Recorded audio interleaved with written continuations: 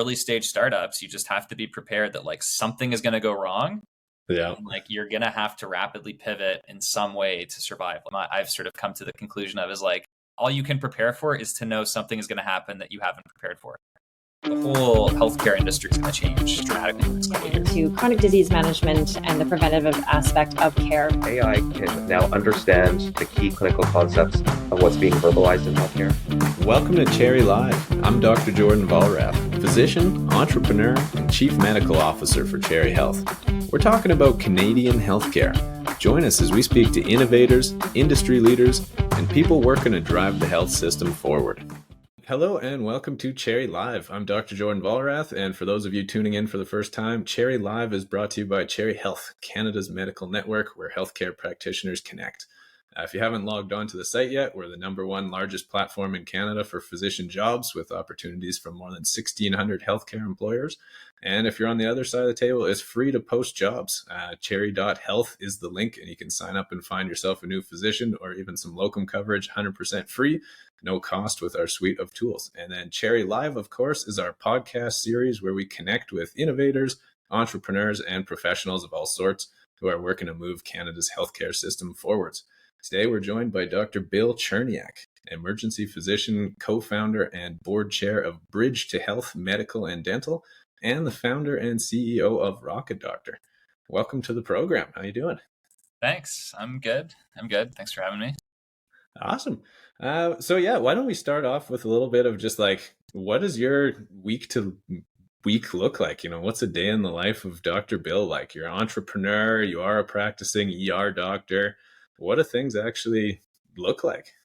Yeah, I mean, I suppose the fastest answer is no week looks like the last, probably, particularly because Rocket Doctor is across Canada and in California and looking elsewhere in the United States as well. So there's a lot of travel for me, but I'd say, majority of the time is spent on Rocket Doctor. And I think like most entrepreneurs these days, there's a lot of Zoom calls. So back-to-back Zooms, but then jumping to in-person events, trying to budget an ER shift here or there every couple weeks or so, and then on a plane flying to one of the places that we're working in, I guess. And then maybe once a year going to East Africa with the nonprofit. So I was in Uganda in July, so that keeps things interesting, I guess. Very cool. And is that the Bridge to Health organization? Yeah, exactly. Tell me a little bit more about that. I'd love to chat more about Rocket Doctor as well, but I don't really know a whole lot about Bridge to Health. What's this other project you've got going? Yeah, I mean, actually, Rocket Doctor really came out of Bridge to Health. So happy to kind of chat a bit about that. But I started that around 10 years ago. So when I was in residency, started to basically work with a Ugandan nonprofit that was doing really cool work in rural communities, bringing HIV access. And I had gone and worked with them as a medical student. But they had a really cool model of fighting disease, ignorance, or education and poverty in this intersection of health and social determinants. So basically thought, well, maybe we can create something that helps great local organizations like them, turbocharge their work. And so now, Bridge to Health has evolved the last 10 years, and we partner with government, civil society, and academia to build comprehensive care in rural underserved communities. Work mostly in sub-Saharan East Africa, but actually now the Middle East and Latin America have a couple of Grand Challenges grants. And so through Bridge to Health, actually started to get involved in a high-tech diagnostics and working in these rural communities, which kind of pushed me more into the Rocket Doctor side of things.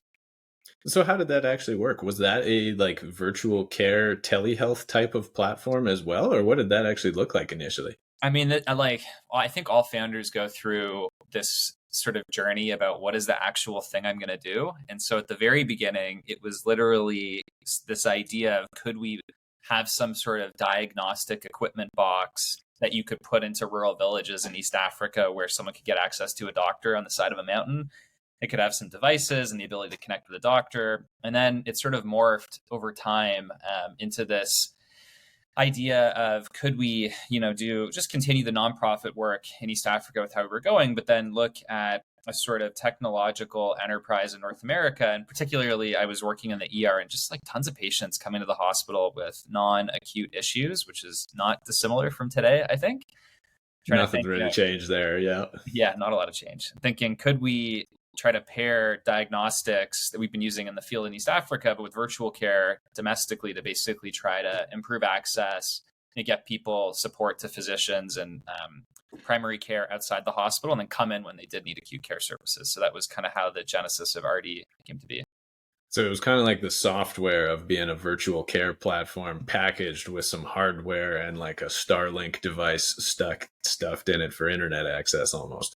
Yeah, I went through a series of iterative events. At one point, we were going to set up these like medical device stations, and just sort of plug them in. And then actually when the pandemic hit in the spring of 2020, it really kicked up and went, oh, wow, okay, this really needs to happen immediately. And, provinces, particularly from Toronto and Ontario, released publicly funded virtual care codes and thought, wow, this is great. We can actually suddenly improve access to basically everyone using their public health insurance. So really dove in headfirst at that time.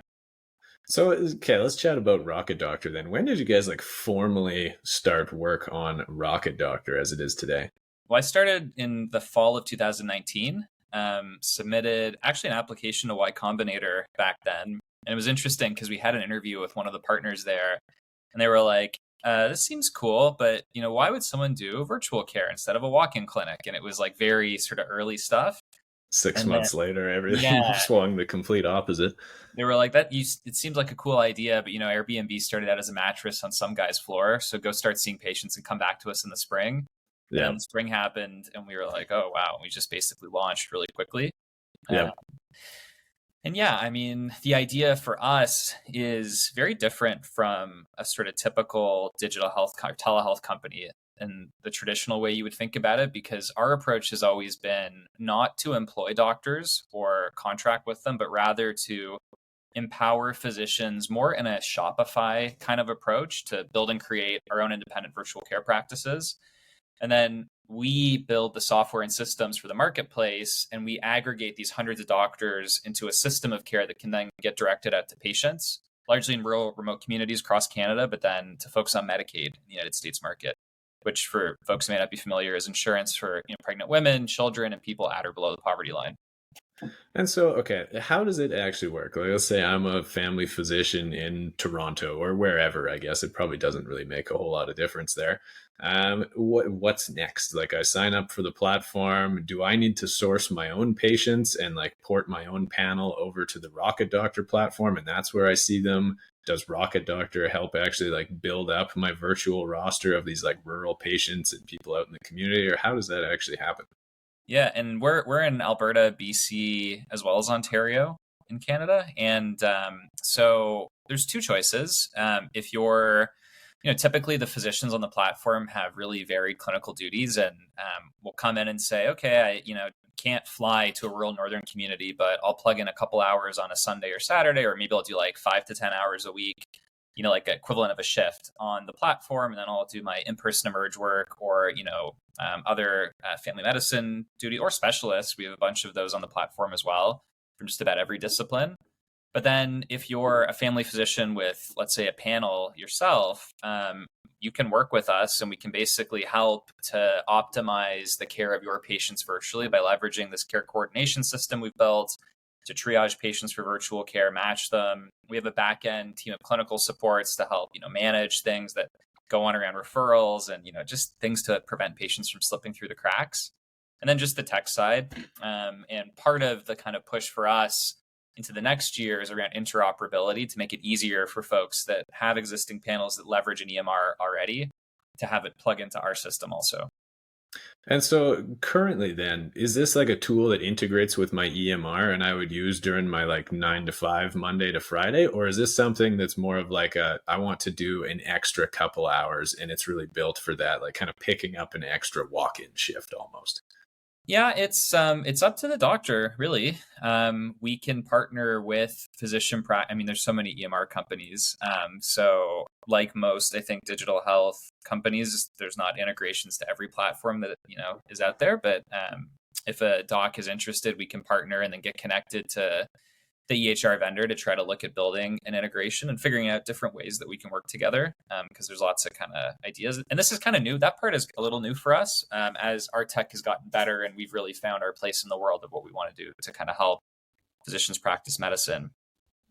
I'd say majority of docs on the platform today, though, are the idea that they're doing a variety of different clinical duties, and we're a part of that essentially. What's the feedback been like so far, from doctors and from patients?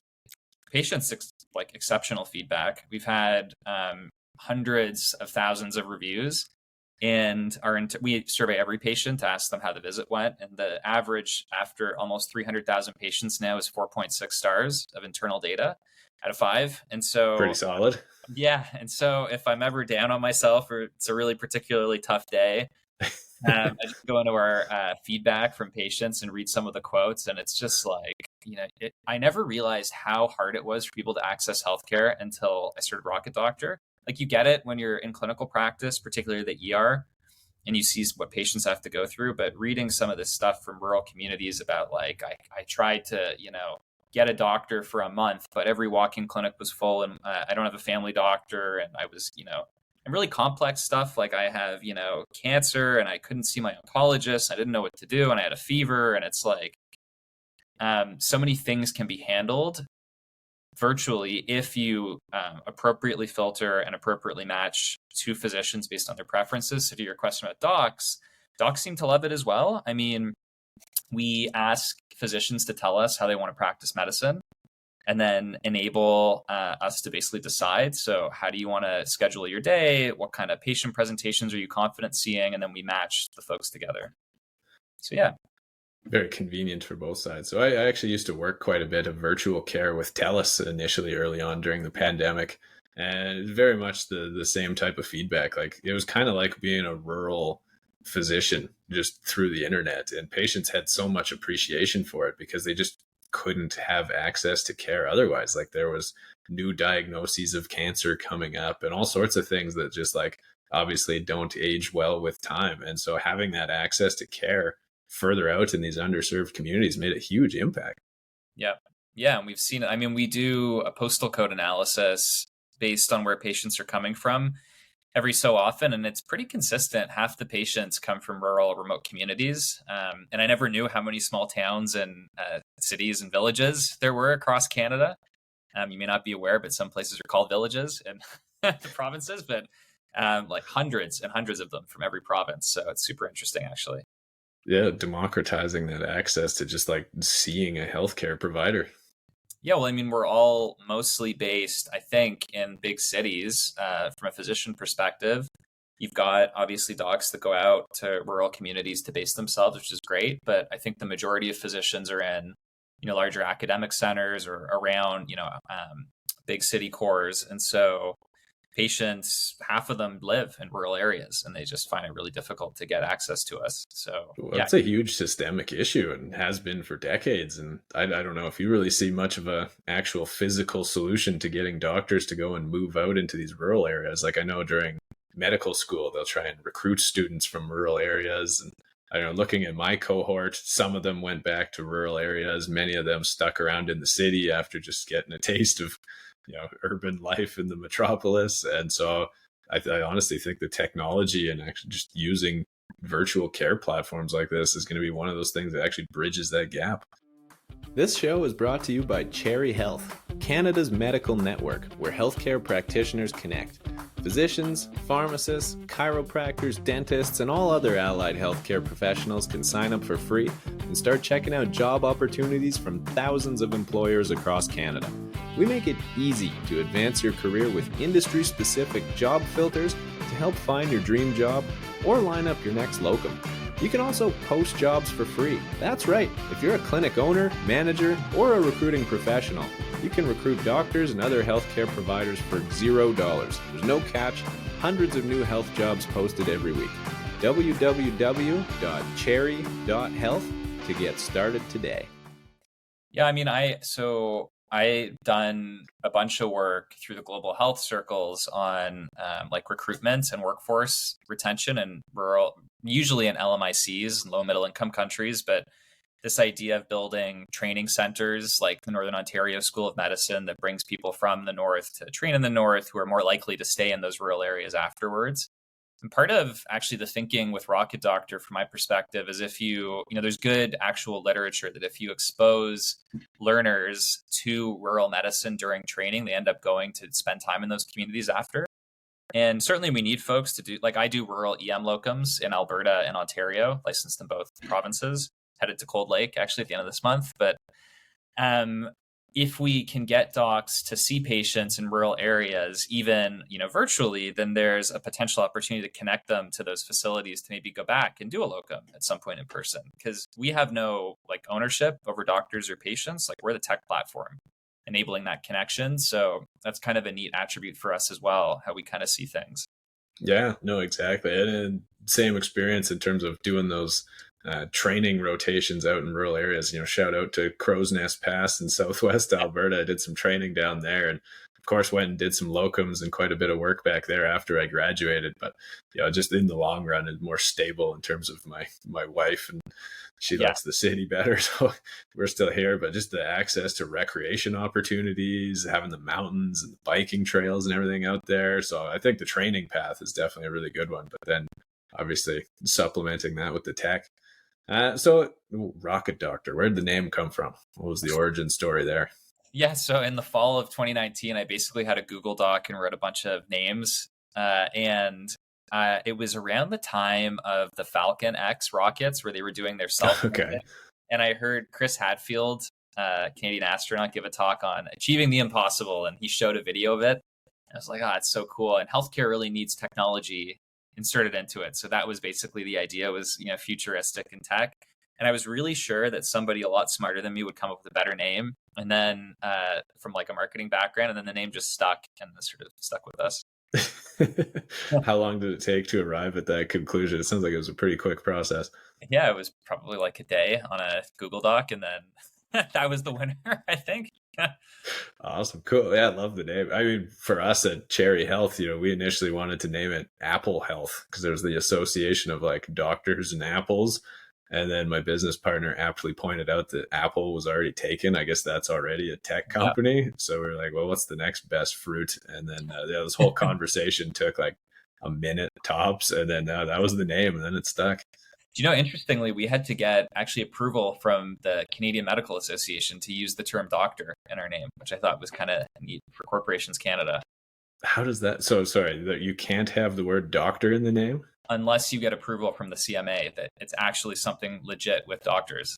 There's a lot of lawn care companies and plumbing companies around here that are probably in violation of that rule right now. Oh, like lawn doctor or something? Yeah. Well, I don't know. I highly doubt they sought the proper approval. Okay, interesting. I did not know that. Well, okay, so then backing it up, how did you actually get started? How did the company actually form? You had kind of the idea with the bridge to health, and you had some tech. How did you actually get started building out a virtual care platform and all the security and compliance regulations around that? What did that look like? Well, I mean, it went through this process for probably 8 months or so. During that period back in 2019 with some of my cousins that are in the technology sector and getting a lot of advice from people. One of my brothers, who's now my co-founder, has a background in business and law. And so chatting with him and sort of brainstorming and just working with people to try to basically put things together. And then quite frankly, I thought Rocket Doctor was going to be more of a garage startup. I was actually supposed to move out to the Bay Area and take a new job as a faculty out west, doing some EM and ultrasound work at UCSF and Stanford, and then garage startup. And then the pandemic hit, borders closed, and just basically said, "Oh God, we have to do this thing yesterday." And we really quickly just filed the incorporate. We used Stripe Atlas and got our initial incorporation done. And then I was actually working full time in the emergency department then, so I'd get home at midnight and crack a Red Bull. And interestingly, we started out as something a little different, which was we were a COVID hotline at the very start of the pandemic. So I got a bunch of my colleagues from Hopkins. I did a public health degree a few years ago. Okay. And so we had a system that was our initial build where it was partnered with Bridge to Health, actually. So it was a free service where patients could submit a question about the pandemic because there was no resources for anyone. Yep. And we had a team on the back end of 2 public health folks and a clinician that would review a response and draft something that would then be emailed back to the patient or posted on FAQ. to basically help them, understand. So like there was stuff about I'm disabled and my family brings me my food. Can they leave packages for me? Do I have to wipe the thing with Clorox before I use it? And Okay, so this is just kind of like the ask an expert, direct link to somebody who knows what they're talking about early COVID. How did this whole thing get funded at that point? there was no funding. It was just basically Just the love of the game. Love of the game. Everybody was unpaid and nothing. And then I sort of put in a little bit. And then I was working in the ER, and one of my co-founders, the third co-founder, Justin Lozier, he's an Emerge doc, worked with at Markham. And then he's been out West a bit as well. But he basically texted me and was like, hey, this is really cool what you're doing with Rocket Doctor. I want to join. I was like, oh, okay. And so Justin jumped in and I was like, oh, don't worry. It'll be like 10 hours a week, be a part-time medical director role. And then like 6 months later, he was a full-time chief medical officer. So more pretty quickly. It just evolved very quickly from there. And then you mentioned getting involved with YC. What did that look like? They said no in the end. Oh, okay. We applied. They gave us an interview, but then we're like, come back, when you've got patience and traction. And so actually we went back to our early investors and advisors and said, do you think we should reapply? And they were like, at this point, you should just probably go for it and keep growing the business. Yep. And then how did you grow from there? You had a couple early people starting working on it. What happened next? So we had to put the legal infrastructure in place to be able to actually provide healthcare. So we wanted to make sure everything was organized for that. We had to get the initial technical infrastructure set up, and I'm not technical, so had to rely very heavily on friends and family and advisors around that. And then we raised a little bit, from friends and family, and then we're able to hire our first employee. And it was funny because I didn't even know what Google ads were at the time. And I thought I was just going to post something on Facebook and we would get patients. And so, it's funny, we got really lucky with our first hire who had a background in digital marketing and SEO. And so he helped us set the initial site up. And it was funny because we were like, okay, we're ready. Let's turn on whatever we're going to turn. And we didn't even know what the guy was doing. And his name's Fizz. He's very smart and set the system up. And all of a sudden, immediately we started getting patients and we were like, oh my God. And so I was driving, I think up north, and Justin was around, going into an ER shift. And then I was like, we got to call these people. And Justin, you go into a spare room and see the patient. And so him and I were tagging patients, and we're like, okay, turn it off. Well, yeah. So it started at half a dozen a day and then slowly scaled up. We built the system. And this was at the time when there was the billing code now for the virtual care. And then that's how it started fueling its own fire. Is that correct? Correct. Yeah. Yeah. Before, that's a whole other discussion, but before December in Ontario, we were seeing about 800 patients a day across Canada. And a real flywheel in the actually now we've still got that in Alberta and BC, just tons of patients. And thankfully virtual care is fully funded on the public system in Western Canada, but Ontario has some work to do. Well, and so how big's the team now? How many patient cases do you serve in a day, a week, a month, or however you look at it? Yeah, it's typically around 200 to 300 patients a day that come through the system and growing across Canada. And now we're just getting ready to scale up the US side as well. So that's going to start to grow probably actually this month. And what's the cross-border kind of implications? Are there different regulations you have to meet? Do the physicians have to be down in the States? They probably can't be up in Canada for billing purposes and medical legal reasons. Well, it's actually fascinating because, yes, it's very complicated and different between states, provinces, countries, all sorts of stuff. But in the US, you can actually, so at the very beginning of Rocket Doctor in the United States, I'm licensed in California and Maryland. So I was the first doctor on the platform from here at my office in Toronto. Okay. Where I had a medical malpractice policy and set up where basically I could see patients from California. So I remember seeing somebody who was in the Inland Empire and it was 96 Fahrenheit. It was 35 degrees, 38 degrees. And it's cloudy here in October, just like this actually. And he was like, where are you? No, I'm actually in Toronto, but these days we basically keep physicians in the province or state, and of course, have to be licensed in the province or state to practice medicine. And then there's a lot of complex regulatory stuff. And so how do you plan to break into that US market? Yeah, I mean, we already are there. So we've seen over 6,000 patients since we launched, Awesome. and have just sort of quietly been figuring out our whole system and getting all the actually legal and structural stuff in place to expand.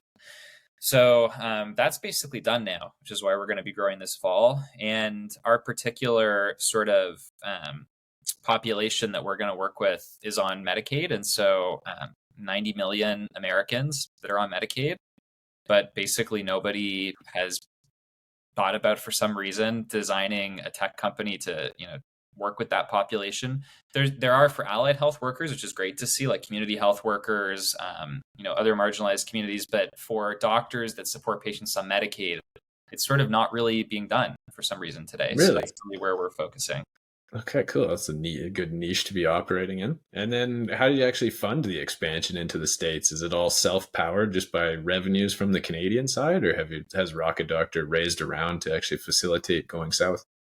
Yeah, we're in the midst of I think every digital health company in the world in the midst of a rant at the moment, but we're about halfway there so far, and so that's helping us to basically scale things up in that way. By the way, I often joke to Americans that it took a Canadian to see the problem with Medicaid in the U.S. healthcare system.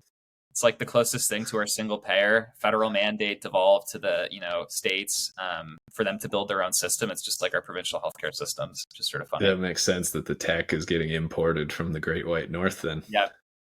Very cool. And then, okay, so growth has been very rapid. You guys just started in 2019 and now here we are, not even a couple years later. What's the big picture vision, 10, 25 years from now? What does Rocket Doctor look like? Yeah, I mean, I'd love to see us working much more deeply with public entities, both in the U.S. and Canada.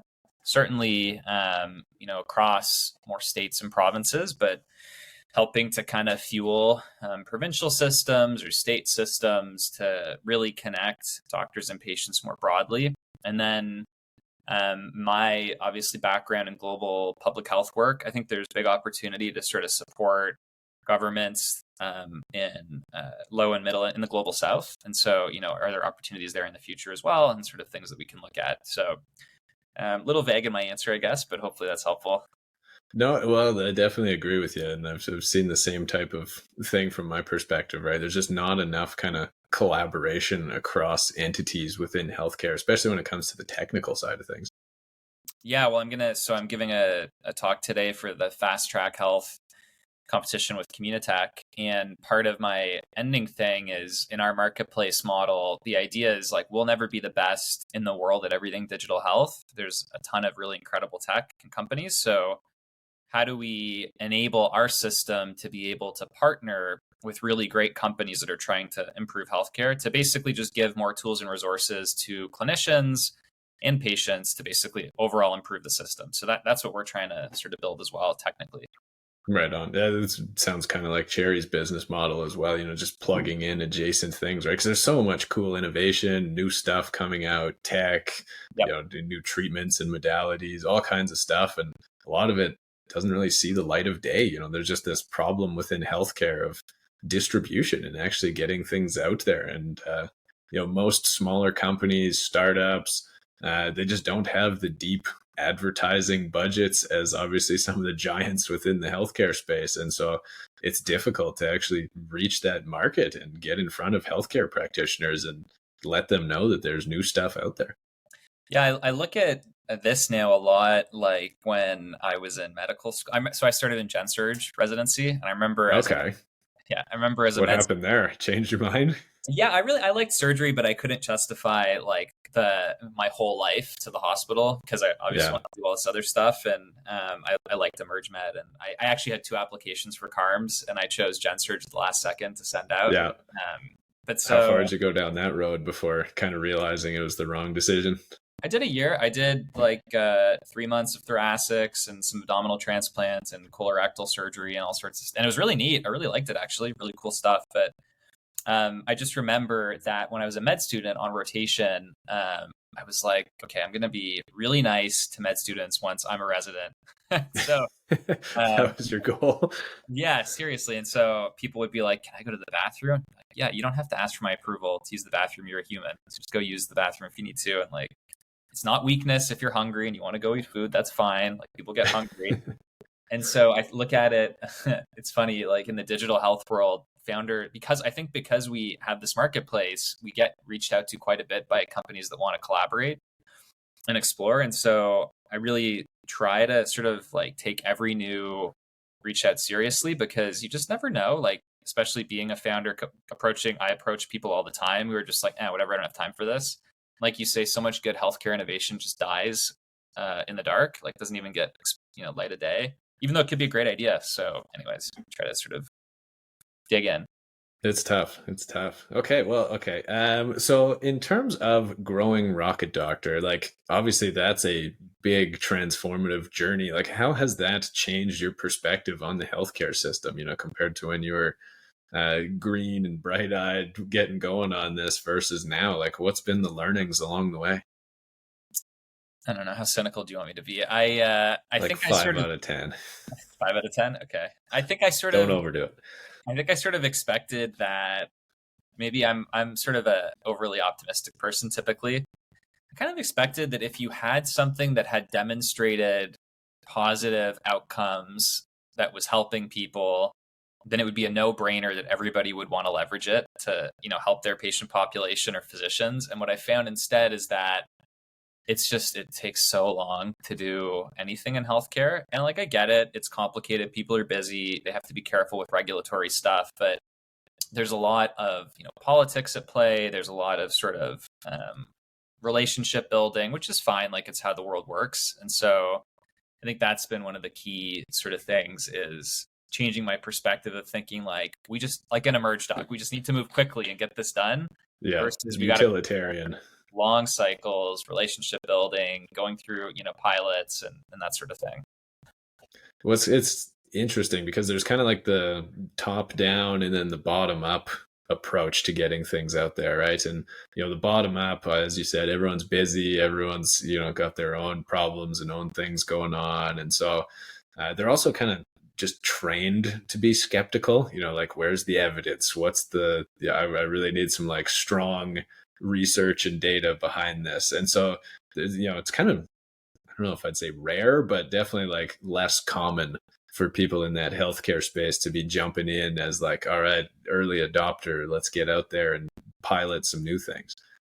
Yeah, I have seen, I totally agree. It's always nice when you see like a center has or a system or whatever has a center for innovation or something where somebody has been empowered to do exactly that and like reach out and try to build those collaborations. Like, that's really neat. We try and work with like, we actually will be announcing soon, like we just got accepted into UCLA's Techquity Accelerator program. So congrats. Thanks. Cool. Yes, that's a neat opportunity to work with that system and try to build a connection there, and just trying to find ways to kind of build those partnerships, I guess. Has there been a key partnership that you can point to that's really helped unlock things for Rocket Doctor along the way? Yeah, I think a really interesting one actually was by the CEO of Georgian Bay General Hospital, to talk about your top down, where last summer in 2022, he just shot me a note on LinkedIn and was like, hey, we get a huge volume of patients that come in the summer months. We're having issues with the emergency department. Like, I wonder if you could help us in some way. And I was like, yeah, I think so. And so we helped set up a virtual emergency department for the hospital. And that was a great sort of case example and kind of eye opener for me as well, about how we could partner with hospitals to set up these facilities where, a patient can, they're coming, they're waiting in line at triage, they're not sure they need the ER. Well, now they can scan a QR code that we've set up, talk to one of our care coordinators, understand is it an emergency, maybe not, get connected to a physician virtually, and then get managed virtually if it's appropriate. And then now we're thinking about, well, can we also be available after a visit, where if a patient has no family doctor, could they be connected to virtual primary care to be a support for that post-discharge planning? So that was I think that was a really good one. Yeah, it seems like a really good symbiotic kind of addition. Yeah. Yeah, so there you go. It's not what you know, it's who you know. Versus in medicine, it's very much do you know the diagnostic criteria, the pathology, and all the treatments and everything. Or I guess then it is a little bit of who you know in terms of can you refer out if you don't know. Yeah, and I think the similarity in my mind is who's your like champion. So like in medicine, often, as you know, like if you're a complex patient, you might have a family member who sort of like champions your case and advocates for you. And then I think similarly, what I've seen, I guess, in the startup space is like you need somebody like that who is sort of like believes in what you're doing to sort of champion you as well in that space. I don't know if there's a good similarity there or not. In looking back over the years, what in terms of Rocket Doctor, what was your best day? What was the highest of highs? And then alternatively, what was the worst day? Was there a time you almost lost it all? Um, Highest of highs was probably when we closed our first VC investor Big because milestone. it was a big mile and it was a particularly crazy period of time because I'd broken my shoulder and I was like typing with my left arm for 2 months and was on 100 pitches and trying to get people to really like believe in what we were doing. And then I finally, like, after all this work, got our first investor. And so that was like the highest of, and I happened to be at a buddy's place on the Gold Coast in BC. And so, or Sunshine Coast. And so it was just this like great sort of experience.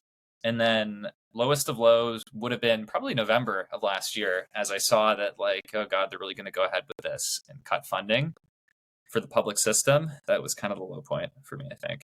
Yeah, no doubt. And then, yeah, it's interesting, like in the business world, how it like fluctuates so rapidly. Like one decision leads to just like a complete change in the outlook, and then you're scrabbling to put together a new plan and Yeah. adapt and come up with something new.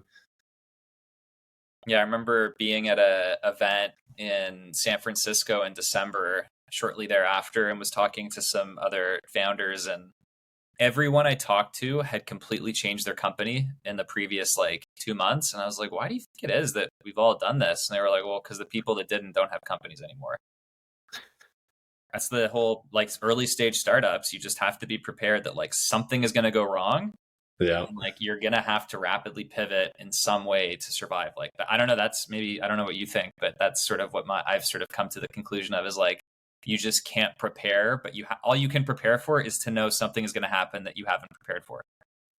This show is brought to you by Cherry Health, Canada's medical network where healthcare practitioners connect.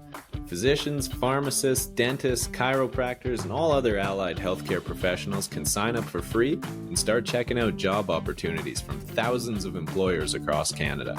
We make it easy to advance your career with industry-specific job filters to help find your dream job or line up your next locum.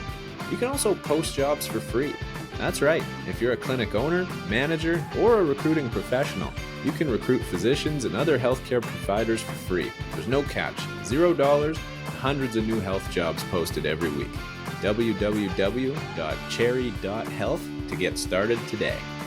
Like just interacting with others in the space makes you feel a little bit better when you're hearing about like everyone else's pivots and how they've had to like completely upend the original plan and go down a different road. Yeah. So yeah, it makes you feel a little bit more comfortable knowing that that's just the normal operating procedure. That's just how everyone's doing it. Totally. Yeah.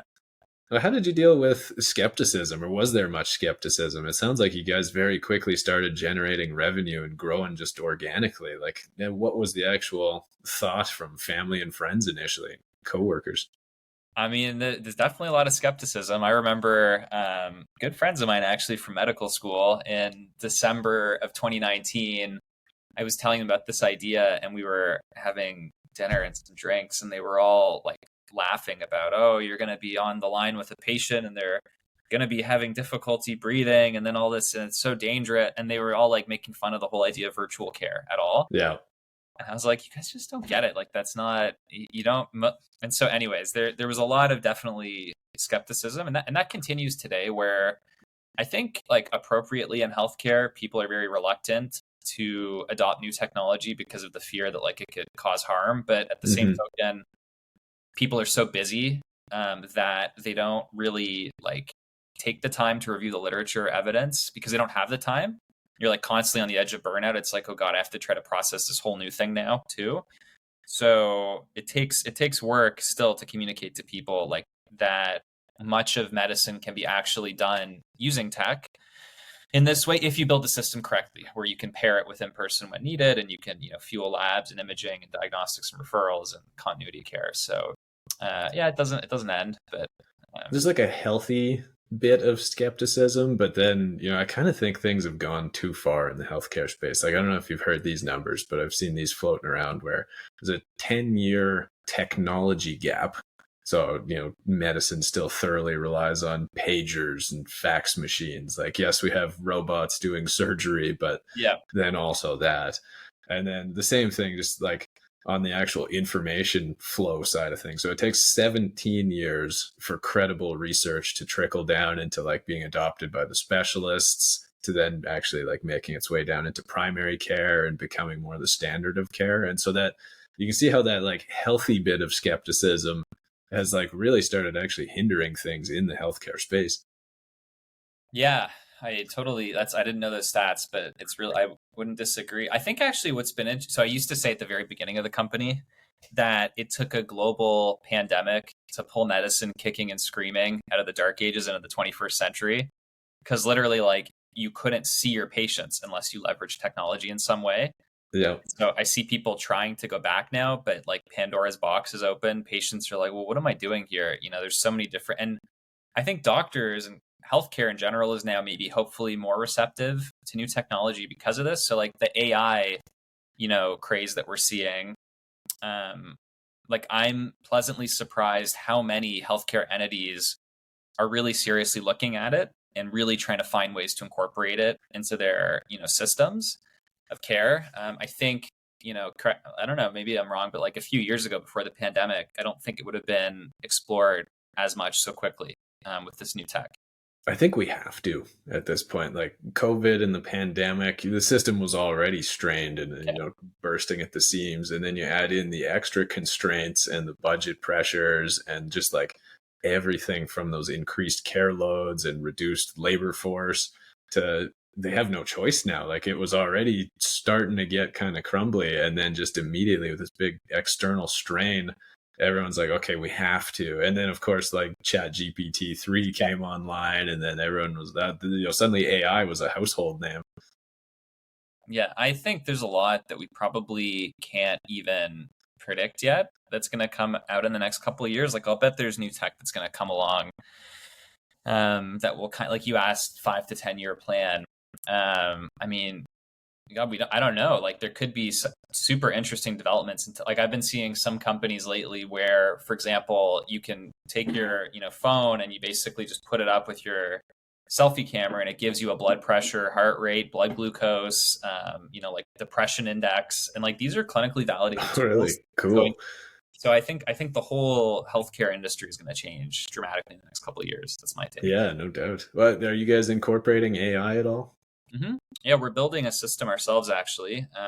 We recently got a grant from Google where we're working on some stuff around AI and developing a smart matching engine for our system to basically help fuel care virtually. So that's one of the things. And then figuring out, how do we incorporate these tools into the platform generally. So we've got a team working on that at the moment. Okay, very cool. How long is that going to take till we've replaced physicians with Skynet? Yeah, I don't think Skynet will activate anytime soon in the healthcare space. Like I think hopefully we'll have AI tools that will support us as doctors to practice better medicine.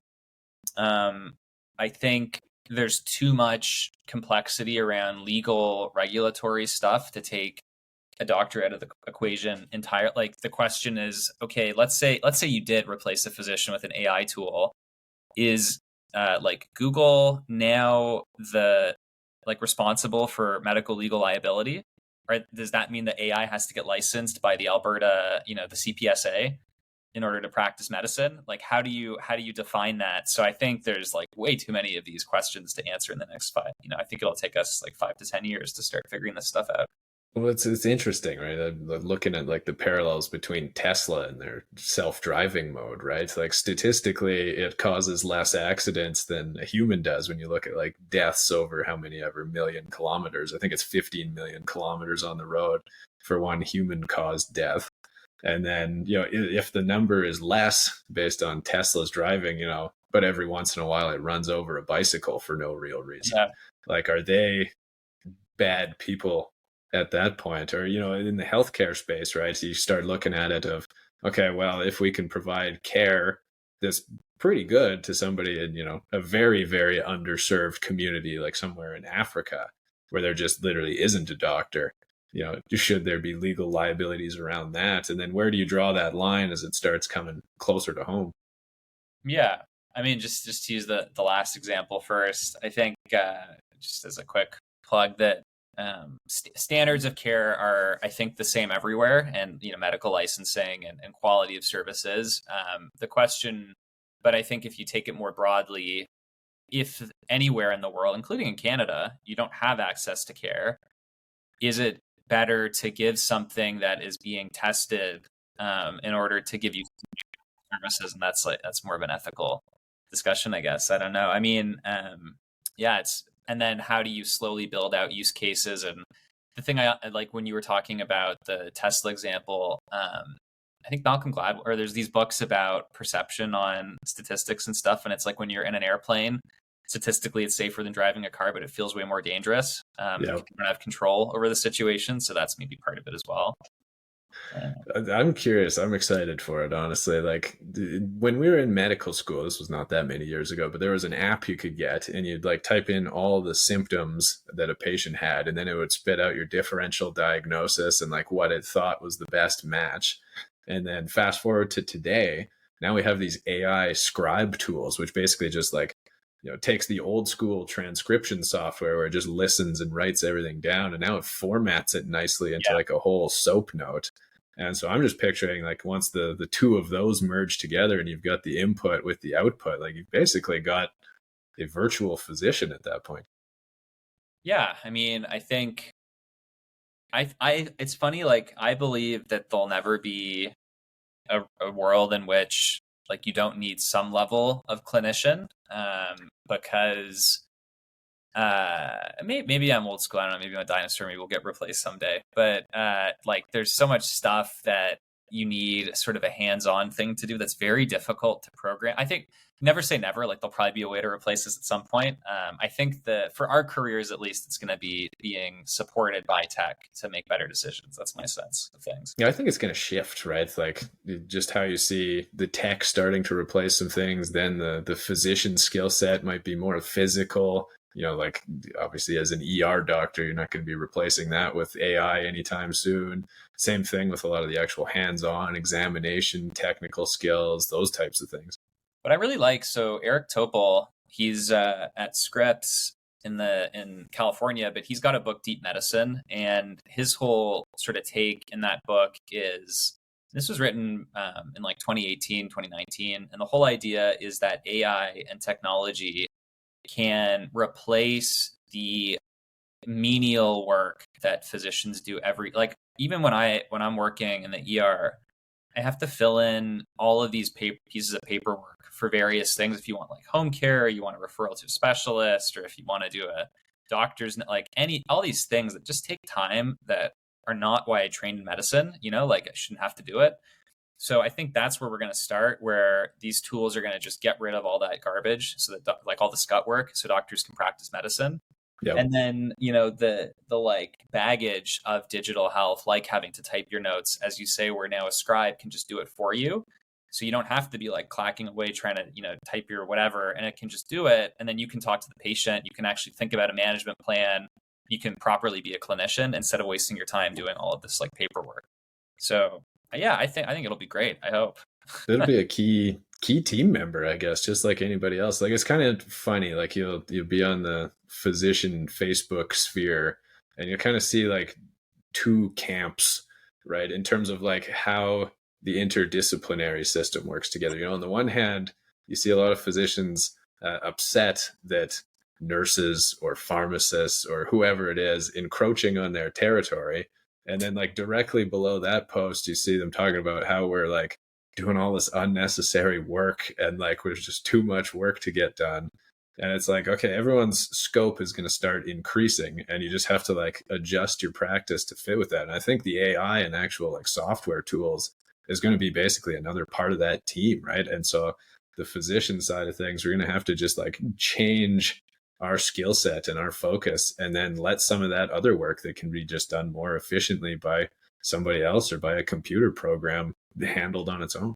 Yeah, and I think that'll be good. And interdisciplinary teams are great. Like different people with different training are better at different things, just like in medicine, where like I have my skill sets I'm really good at. The infectious disease doc has theirs. The cardiology has their, it's family doc has theirs. Similarly, the pharmacist has their. It's just for me, like the creep is to say, well, how do we replace someone with someone else that we see happening in some healthcare systems these days, and some like the sort of mission creep. And so I think that's the key, is like you define what are your expertise and training skill sets. How do we maximize those? And how do we take away things that you shouldn't be doing and give you stuff that you should be doing to like make you enjoy your job? Like that's hopefully how we can move forward in the next couple of years. Exactly. And just kind of like getting past that fear of the unknown, I guess. Yeah.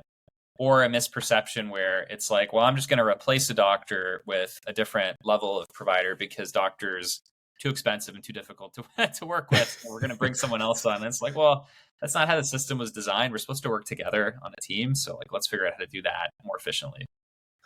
In terms of systems level things, is there anything or any problems that, just you and your position growing with a software company, growing with a tech company in the innovation space, what other sort of things have you seen or are on the horizon in terms of like systems level challenges needing to be tackled? I think the biggest challenge right now, the two biggest challenges we're facing in Canada, at least, are access to primary care and access to emergency care. Like those are the two things that are going to bring our healthcare system down if we don't figure it out really soon. Like I worked a shift Sunday night and a third of my patients didn't have family doctors or couldn't see a family physician. And that's the worst. Like it's weird. I've been working for 10 years now in the ER, but that's the worst I've ever seen it. Yeah. I've never seen anything like it before. And it just seems to be getting worse and worse. So those are the big, and that's what we're trying to help address in some sense. But I think those are the two biggest challenges I see. I don't know if you disagree or agree. Well, yeah, as a family doctor and my totally biased perspective, yeah, I fully agree with that. Yeah. It's like here in Calgary, there's a wait list of hundreds of patients long signed up waiting to see a family doctor. And, out of my med school friends, I know several of them have already moved to BC because there was recently like the big pay raise announced for their billing schedule over there, or to Toronto because they just want to be part of the center of the universe because it's fun.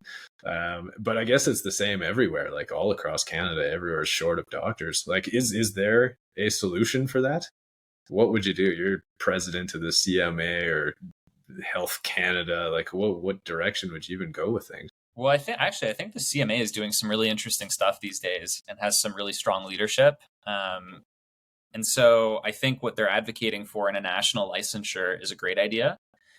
Like I had the mountain of paperwork I had to do to get my CPSA after I've already got my CPSO and a California license. And it's like, come on, like we have to do all this junk to sort of so let doctors self-allocate themselves to where they want to live and work, and don't set up these arbitrary boundaries by province. Like you've trained in a Canadian medical school that's accredited, you've got a residency, like you should be allowed to work in the country. So that's one I think that would help a lot.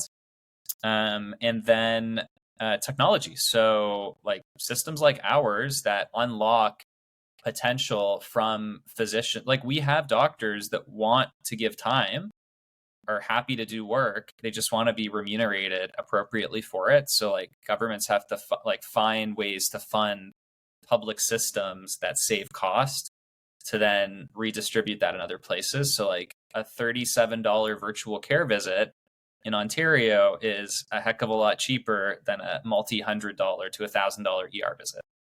And it's going to help on provider burnout because now you're not like as an emerge doc trying to sit there figuring out what to do with a patient with multiple chronic illnesses Where you're like, I don't know, I can't. I'm here to manage your emergency, not your chronic thing. Like, I don't know what to do with you, basically, which is what happens too often now, basically.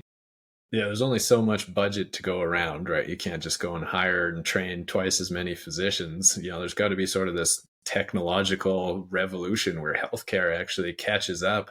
And a lot of this administrative inefficiency in the labor force, and just like moving physicians and our actual like healthcare delivery around, either virtually or literally by changing those barriers. Because healthcare in Canada is funded federally, but administered provincially. So it's like we have these 13 different separate healthcare systems. And so breaking down some of those boundaries. Yeah, totally. And like, I think I saw a paper last year that was looking at the number of doctors in the country and saying if we actually did allocate and distribute people fully, equitably, everybody would have access. But the problem is people are bunched up in cities and people don't have care. And so, yeah, I think that's a huge way that we could try to streamline things if we did that. It's a good thing we have companies like Rocket Doctor on the uprise. There you go. Awesome. Okay, Dr. Cherniak from Rocket Doctor, thank you for joining us. Appreciate the conversation. Thanks for having me again. Have a good one.